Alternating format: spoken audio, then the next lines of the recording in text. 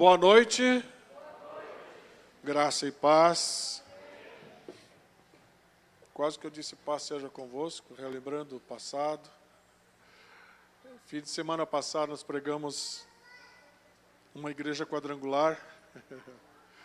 Então, relembramos tempos bons, mas infelizmente também tempos ruins. As crianças podem ir para o seu culto.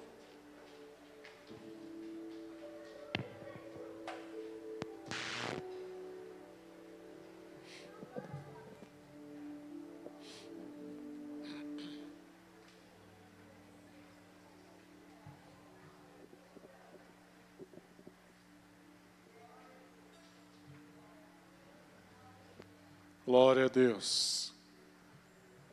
Queremos falar nessa noite sobre a conquista da terra. Amém? Conquista da terra. Eu vou pedir que tu abra tua Bíblia no livro de Deuteronômio, capítulo 1, verso 8.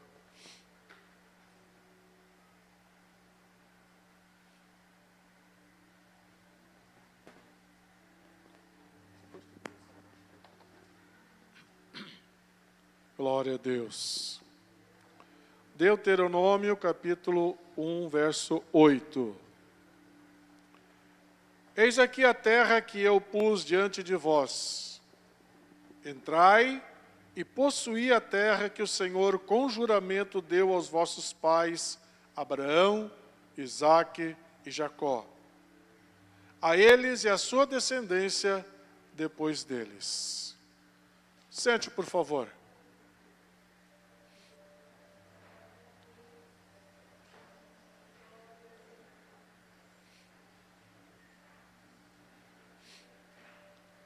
Depois daqueles dias de intenso calor, como é bom sentir um pouquinho de frio, né? Um friozinho, ventinho gostoso. Aí só falta alguém me dizer que saudade do verão. Deixa o verão descansar um pouquinho, né, gente? Cada final de tarde, quando o sol ia baixando, as pessoas diziam, graças a Deus, o sol está descendo. Aí ele fechava a cara e dizia, não te preocupa, amanhã eu volto. Amanhã eu volto de novo. Nós tivemos, fim de semana passado, um local muito quente, acho que até quase mais quente que aqui. Então foi realmente de arrepiar. Foi de arrepiar. Mas, glorificamos ao Senhor por todas as coisas. Nós vimos que essa chuva fez um estrago muito forte na Argentina, fez estrago em Rio Grande, na Praia do Cassino, e aqui para nós chegou bem mansinha, né? Uma garoa um pouco mais forte às vezes, mas com muita tranquilidade, e trouxe esse frescor, né? Tão gostoso com ela. Então nós queremos falar nessa noite, amados, sobre a conquista da terra. Sabe, irmãos, Deus me deu a graça para mim e para a pastora de estarmos em Israel. E a gente pôde conhecer alguns pontos importantes lá que a Bíblia menciona. E um dos pontos que nós passamos foi exatamente aonde o povo desceu dos montes e parou no Rio Jordão. Quando nós estivemos lá, o Rio Jordão estava no seu leito normal, não tinha problema. Mas de lá dava para ver parte da terra prometida, porque alguns quilômetros depois começa todo aquele deserto da Galileia, deserto da Judeia. Então tu não enxerga o que tem lá do outro lado. Mas Israel, todo o território de Israel é mais ou menos, um pouco mais, um pouco menos. Ela tem em torno de 200 metros de comprimento e ela tem 200 e poucos quilômetros de comprimento e 100 e poucos quilômetros de largura. Então é um território muito pequenininho. E quando se olha no mapa e a gente vê aqueles países imensos ao redor, a gente fica pensando, mas onde é que está Israel aqui? Onde está Israel? é um pontinho no meio daquelas nações gigantes. E aquelas nações, eles têm um desejo muito grande de aniquilar com Israel, de terminar com Israel. Muitas dessas nações, eles odeiam os judeus. Se eles pudessem, matavam todos. E não é que não tentaram. Tentaram por várias e várias e várias vezes. Israel passou por centenas de guerras desde lá do seu início e veio até hoje sendo afrontado com guerras e mais guerras. Só que tem um detalhe, irmãos, que nenhuma dessas nações poderosas conseguiu acabar com Israel. Mais cedo ou mais tarde eles são obrigados a se retirar e Israel se reorganiza novamente e se torna cada vez mais forte para a glória do Senhor. Existem guerras, meus amados, que Israel passou, que seria impossível uma vitória. O exército inimigo tinha 3, 4 por 1. E, no entanto, Deus entrou em ação e fez com que Israel alcançasse vitória. Deus deu vitória para Israel.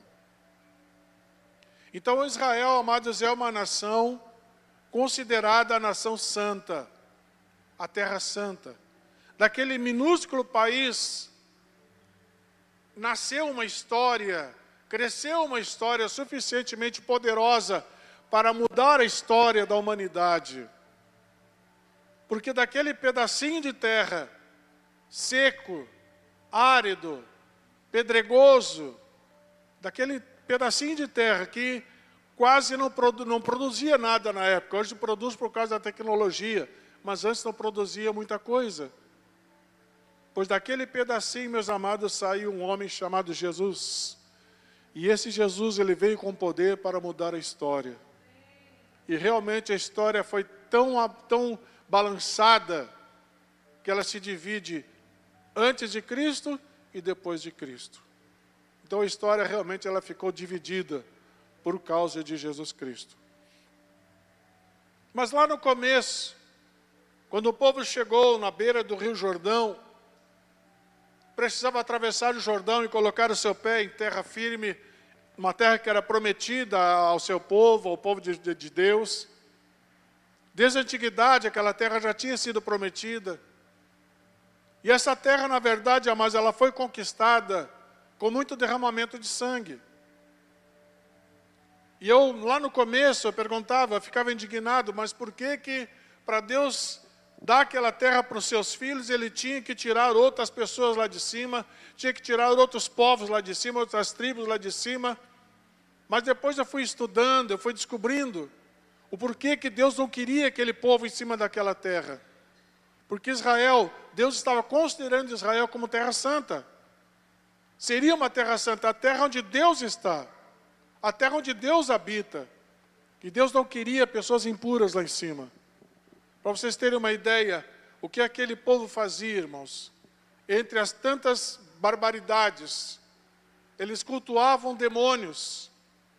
E dentro dos seus cultos aos demônios, eles colocavam crianças recém-nascidas dentro de vasos, vivas, e eram deixadas ali daqueles vasos para que morressem à míngua ali, como oferta aos seus demônios. Eles esquartejavam pessoas vivas, cortavam em pedaços e ofereciam a esses demônios, sem contar outras coisas absurdas. Então esse povo, Deus não queria mais em cima daquela terra, porque era um povo tremendamente pecador, fora do projeto de Deus, fora daquilo que Deus queria fazer naquela terra. Então o Senhor mandou que tirasse todo aquele povo de cima daquela terra, todos deveriam sair, para que agora o povo de Deus tomasse posse daquela terra e se transformasse realmente em uma terra santa. Mas eu quero chamar a atenção de vocês, amados, para um fato. Porque Deus, Ele disse, olha, eis aqui a terra que eu dei para vocês. Eu prometi essa terra a Abraão, Isaque e Jacó. A sua descendência iria herdar essa terra. Aonde a planta do teu pé tocar, essa terra é de vocês. Eu estou dando para vocês como promessa. Mas, no final, ele diz assim: entre na terra e tome posse dela. Se apossem da terra. E aí eu pensava, mas, poxa, se Deus estava dando a terra, por que eles tinham que ir lá e se apossar da terra? Por que eles tinham que chegar lá e tirar aquele povo lá de cima? E é sobre isso, meus amados, que nós vamos conversar aqui nessa noite. O povo de Deus, sob a liderança de Moisés, chegou aos limites da terra prometida, e ali foi lembrada a promessa, a terra que o Senhor com juramento deu aos seus pais. Ou seja, irmãos, era um fato. Aquela terra ali, como promessa de Deus, era dos seus filhos. Era uma promessa, está feito. E aí surge essa questão. Ele diz: entrai e possuí a terra, conquistai a terra. Sabe, irmãos, depois que eu comecei a entender isso aqui, depois que eu comecei a entender essa ordem de Deus, eu comecei a perceber, amados, conforme eu orava e buscava mais, me aprofundava no conhecimento da palavra, eu entendi uma coisa, amados, que Deus, Ele já tem tudo pronto nas mãos dEle. Toda a tua oração, todo o teu sonho, teu projeto, está tudo pronto nas mãos do Senhor. Mas Ele quer que tu participe com Ele nessa conquista. Ele quer que o seu povo participe com Ele nessas vitórias, nesses momentos de júbilo, de conquista. Ele disse lá em Josué capítulo 1, verso 2, levanta-te, pois agora, passa esse Jordão, tu e esse povo, passa esse Jordão para a terra que eu dou aos filhos de Israel, e todo lugar que pisar a planta do vosso pé, vou-la dei, como eu disse a Moisés. Alguém pode pensar, como eu pensava, que existia uma contradição. Poxa, se é uma terra que Deus deu, agora eu vou ter que brigar por ela? Só que nós vamos entender, amados, que não existe contradição. Como Deus pode declarar que a terra é vossa e depois desafiar, entrar e possuir a terra? Se nós olharmos, amados, pela palavra, não existe contradição nenhuma. Não tem contradição. Mas existe sim o poder, o desafio de nós confiarmos na palavra de Deus. Deixa eu dizer uma coisa para ti, irmãos. Nenhuma conquista nossa, ela veio como um passe de mágica. Estalou o dedo, aconteceu. Sim? Dá para entender isso, irmãos? Nenhuma conquista vem como um passe de mágica. Tem que ter batalha, irmãos. Tem que ter luta. Nessa passagem aqui nós encontramos o povo de Deus batalhando com a força do seu braço. Guerreando com a força do seu braço. E eu digo para vocês, amados, que nós pensamos de uma forma, mas Deus, Ele pensa de uma outra forma. E quando eu disse para vocês que Deus quer que eu participe com Ele das vitórias, que eu participe com Ele da sua obra, não estou exagerando, irmãos. Deus quer que eu participe dessa obra que Ele está fazendo. Deus está realizando grandes obras, amados. Hoje, já não como antigamente. Onde nós estávamos no fim de semana, nós estávamos conversando lá os pastores, e nós entendemos, irmãos, que aqueles grandes pregadores que reuniam milhões de pessoas, Billy Graham, aqueles homens conhecidos, grandes ganhadores de almas, cada campanha, cada cruzada que eles faziam, eram milhões de pessoas aceitando Jesus como Salvador. Hoje não se tem mais isso. Hoje, Deus tem um outro plano, Deus tem um outro projeto. Mas para que esse projeto se torne realidade, nós temos que fazer parte desse projeto. Deus abriu a oportunidade para todos nós fazermos parte desse projeto. E um dos projetos, meus amados, de nós ganharmos almas, são as células. As células são o melhor projeto dos dias de hoje para nós conquistarmos almas. Porque hoje não basta apenas ganhar a pessoa, não basta apenas levar a pessoa a aceitar Jesus, mas tem que cuidar dessa pessoa, tem que discipular essa pessoa, tem que direcionar essa pessoa, tem que cuidar para que essa pessoa não vacile, não se afaste para a direita e nem para a esquerda, mas continue andando em linha reta em direção ao Senhor Jesus. E a célula é o melhor caminho para que isso aconteça. Dá um pouquinho de trabalho? Dá, claro que dá trabalho, mas é o melhor caminho. Porque a célula é um instrumento que Deus criou para conquistar pessoas lá de fora. Porque muitas pessoas não viriam diretamente para a igreja. Então, vai lá para um trabalho na casa de alguém, participa, começa a ouvir o Evangelho, começa a conhecer a palavra de Deus. E a palavra diz, amados, que conhecendo a palavra, eles alcançam libertação. E essa pessoa, quando ela é liberta, qual é o caminho dela? Vir para a igreja.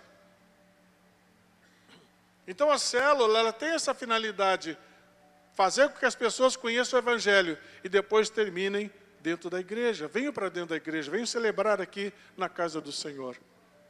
Então, para os dias de hoje, o trabalho que mais evangeliza, que mais ganha almas, chama-se células. Uns chamam de células, chamam de PG, pequenos grupos, e tem vários nomes. Porque em vários lugares, célula foi bastante escandalizado. Mas graças a Deus aqui na nossa igreja não foi. Então nós podemos continuar falando em célula, falando sobre célula, levando pessoas para células, porque é um local muito abençoado por Deus para nós ganharmos almas. Então entendo, amados, que aquilo que fala em Isaías 55, verso 8, porque os meus pensamentos não são os vossos pensamentos, nem os vossos caminhos os meus caminhos, diz o Senhor.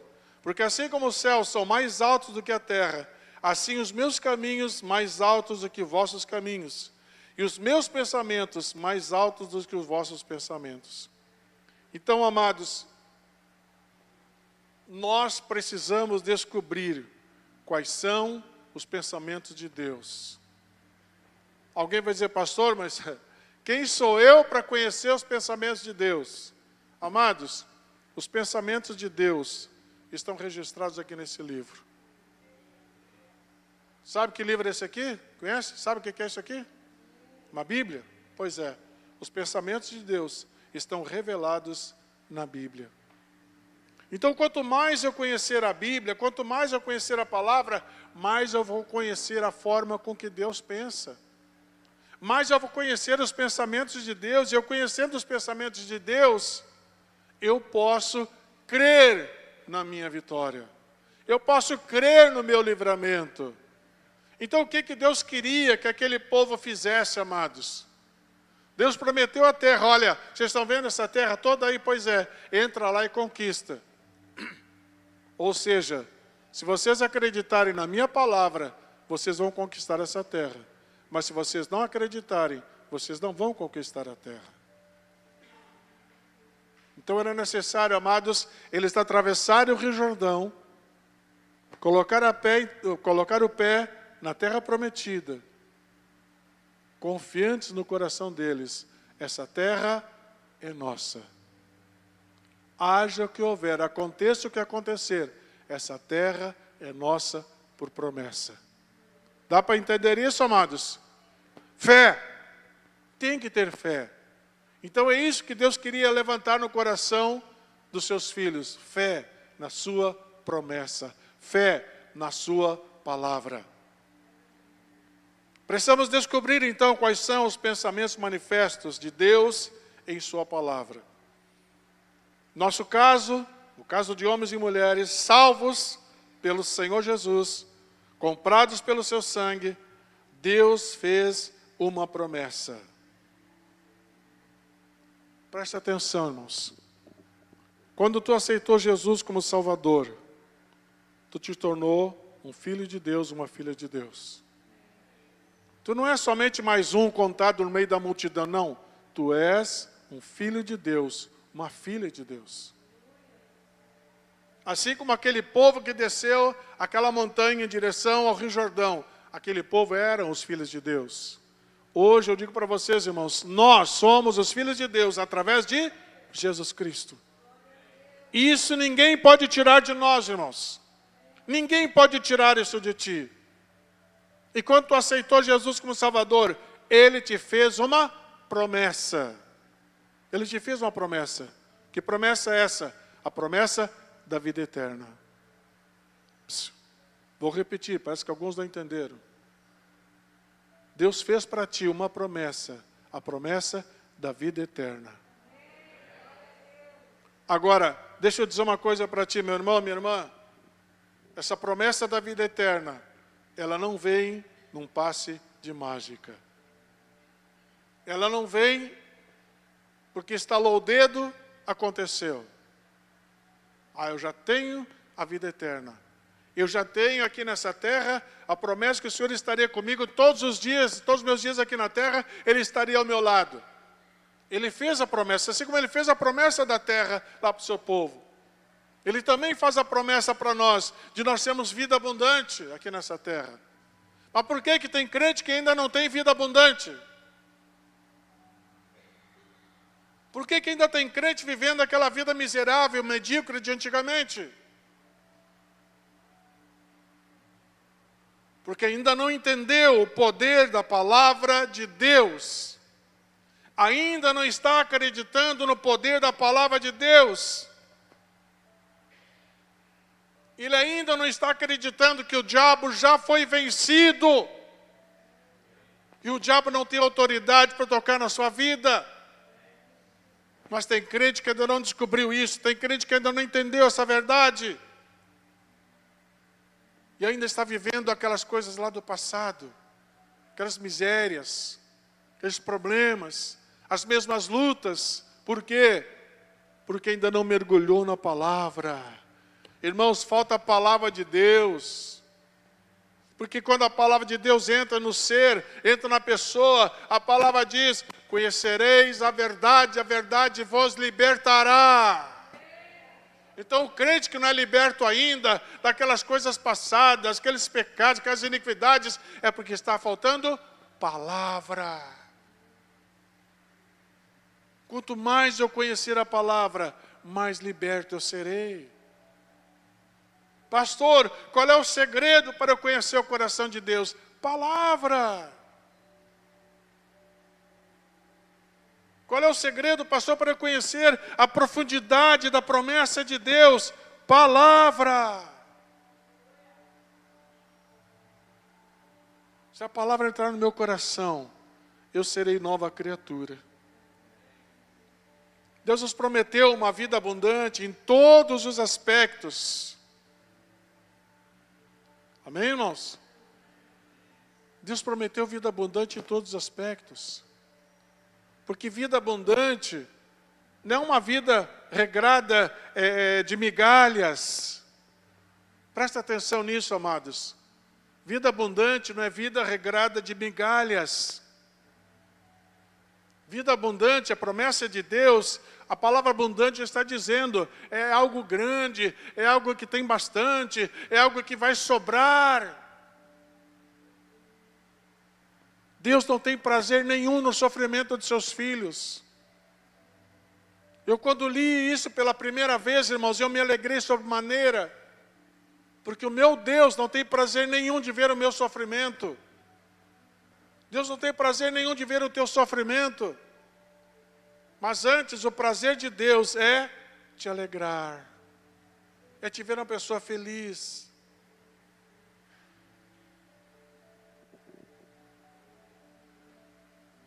Presta atenção na frase que eu vou te dizer agora. É muito importante. O dar é de Deus. O conquistar é do homem. Se tu não conquistar, tu vai ver a promessa, mas não vai ter o efeito dessa promessa sobre a tua vida. Quando o Senhor Jesus morreu lá na cruz, Ele fez essa conquista maravilhosa em favor da sua igreja. Ele fez essa conquista maravilhosa. Essas bênçãos são nossas por direito, mas nós não iremos usufruir nenhuma delas enquanto nós não nos apropriarmos dela. Eu lembro que eu já usei esse exemplo aqui e vou repetir. Imagine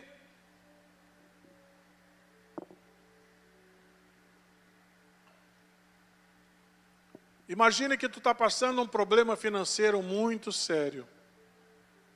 Olha aqui para mim. Tu está passando um problema financeiro muito sério. Tu não sabe para que lado ir para alcançar a solução financeira. Tu está orando, está confiando na provisão de Deus.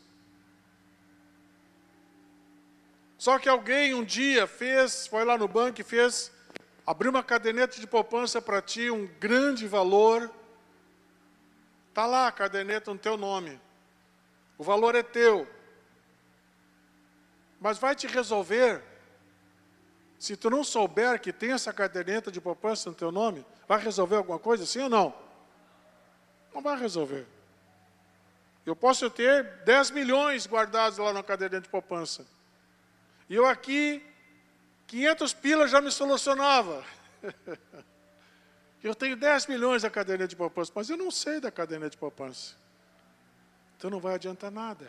Não vai resolver nada. Aí agora, eu fiquei sabendo que eu tenho 10 milhões na caderneta de poupança. Ah, que legal, tenho 10 milhões. Tem um avô que era rico, fazendeiro, deixou uma caderneta para mim lá de 10 milhões. Mas eu não vou lá buscar o dinheiro, eu não vou lá tomar posse do dinheiro. Vai resolver o dinheiro estar no meu nome lá, sim ou não? Sim ou não? Pois eu digo para vocês, irmãos, que a provisão de Deus, as bênçãos de Deus, os milagres de Deus, essa vida abundante que a Bíblia está falando para nós, é exatamente isso. Alguns não sabem. Outros até sabem, mas vai dar muito trabalho. Eu saio daqui para ir lá no banco buscar minha bênção, buscar o dinheiro que está lá. Vai dar muito trabalho. Assim como dá muito trabalho para as pessoas orar, dá trabalho para a pessoa ler Bíblia. É muito mais fácil fazer outras coisas do que debruçar sobre a Bíblia. É muito mais fácil fazer outras coisas do que orar e buscar o Senhor. Então a pessoa tem direito legal sobre os milagres, sobre a resposta, mas não está sabendo buscar conforme deveria. E por isso não está recebendo.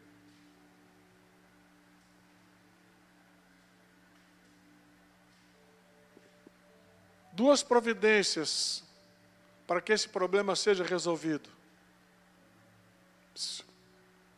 Duas providências. Primeiro, tomar conhecimento. E depois buscar. Amém? Diga comigo, tomar conhecimento. E depois buscar. São as duas providências que eu preciso tomar. Tomar conhecimento que eu tenho uma infinidade de promessas feitas por Deus para mim. Eu tenho que tomar conhecimento disso.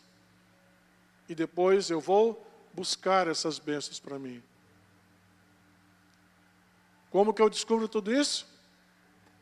Bíblia, palavra. Não ficar só esperando pela palavra do pregador. Mas eu vou fazer a minha parte, eu vou me debruçar sobre a palavra e eu vou descobrir as minhas promessas.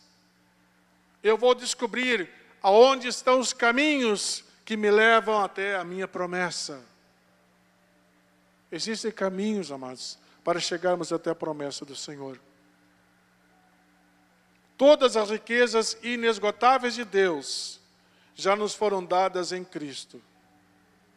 Um testamento só tem valor quando morre o testador. E Jesus já morreu, e o seu testamento está em pleno vigor. Podemos tomar posse de tudo o que está nele. Dá para entender isso, irmãos? O testamento de Deus, ele está em pleno vigor.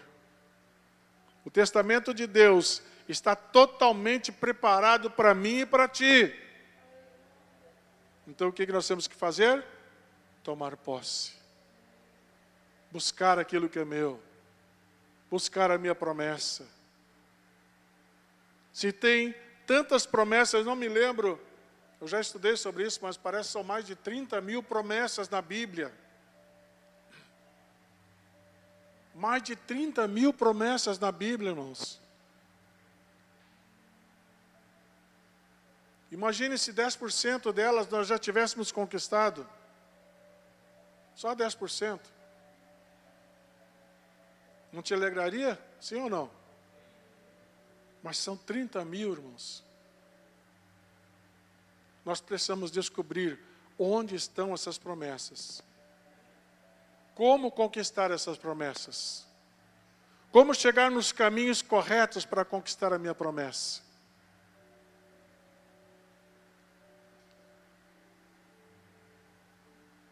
Aquele que está em Cristo Jesus torna-se herdeiro de todas as coisas. Romanos 8, capítulo 17. Ora, se somos filhos, somos também herdeiros. Herdeiros de Deus e co-herdeiros com Cristo. Eu vou repetir. Ora, se somos filhos, tem filhos e filhas de Deus aqui? Então, olha o que a palavra está dizendo. Ora, se somos filhos, somos também herdeiros. Herdeiros de Deus e co-herdeiros em Cristo. Eu acho que tinha que dar um aplauso bem forte para Jesus.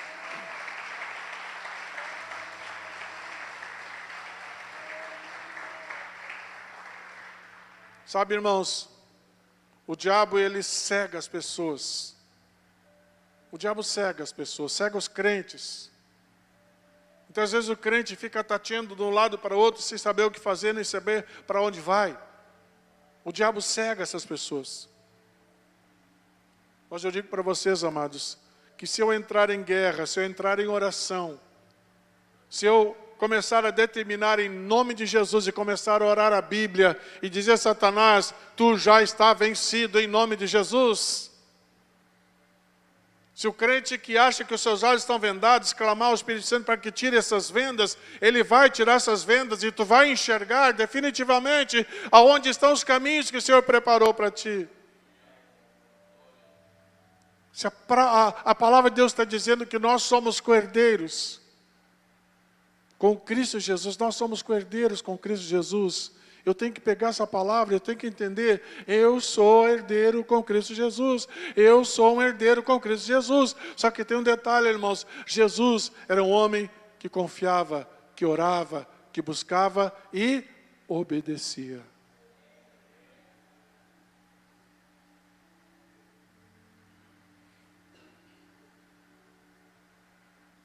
Jesus pagou um preço muito alto lá na cruz, irmãos. E nós não podemos continuar desse jeito. Nós não podemos continuar levando uma vida de qualquer jeito. Deixa eu dizer uma coisa para ti. É tempo de acordar.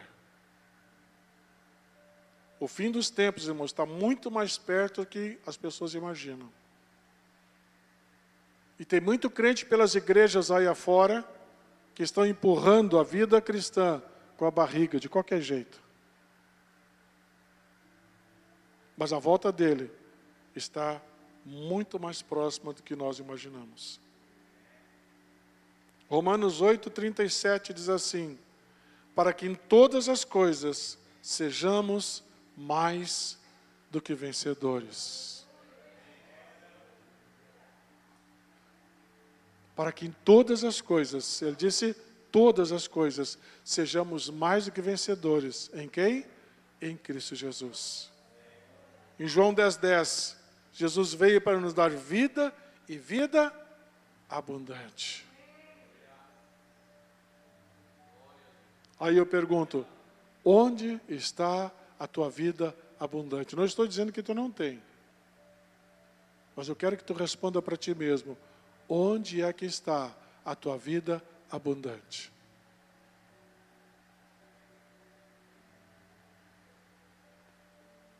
É desejo do Pai, amados, nós termos uma vida abundante. Uma vida em que as promessas dEle venham se cumprir sobre a nossa vida. Uma vida que eu sei que quando eu oro, Ele ouve a minha oração. Ele ouve o meu clamor. a minha oração chega aos ouvidos do Pai. E depois que a minha oração chega nos ouvidos do Pai, agora é com Deus. O Apocalipse fala que quando um cristão ora, presta atenção nisso, quando o crente ora, o anjo do Senhor fica ali esperando ele terminar a sua oração. Quando o crente termina a sua oração, ele pega essas orações e coloca numa taça de ouro. E depois que o crente encerra a sua oração, o anjo colocou a oração dentro dessa taça de ouro, ele voa até a presença de Deus, lá onde o Senhor está sentado. Está lá no Apocalipse. E quando ele chega lá, ele coloca essa taça na presença do Senhor. Aleluia. E ele corre como Atenas, vai lá onde tem aquele fogo constante. Ele pega uma brasa viva e ele coloca nessa taça de ouro. Ele pega um suave incenso e mistura ali dentro. E aquilo tudo começa a queimar. A Bíblia fala, irmãos, que aquele aroma agradável penetra as narinas de Deus. É a oração dos santos, a oração dos justos. Está penetrando as narinas do Senhor. Isso alegra o coração de Deus. E sabe o que acontece depois? A resposta dessas orações, elas vêm como forma de relâmpagos e trovões. Como forças poderosas, com velocidade, rápido.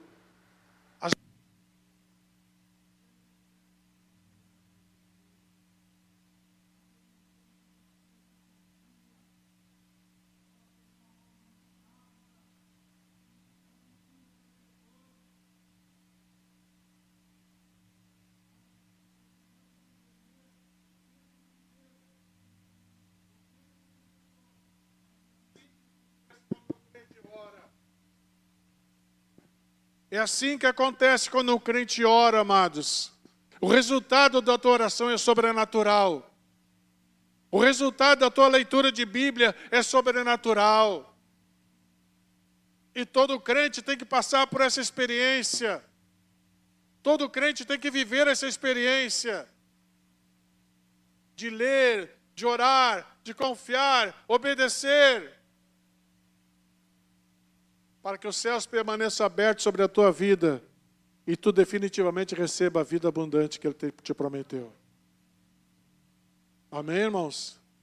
Fiquem em pé, por favor.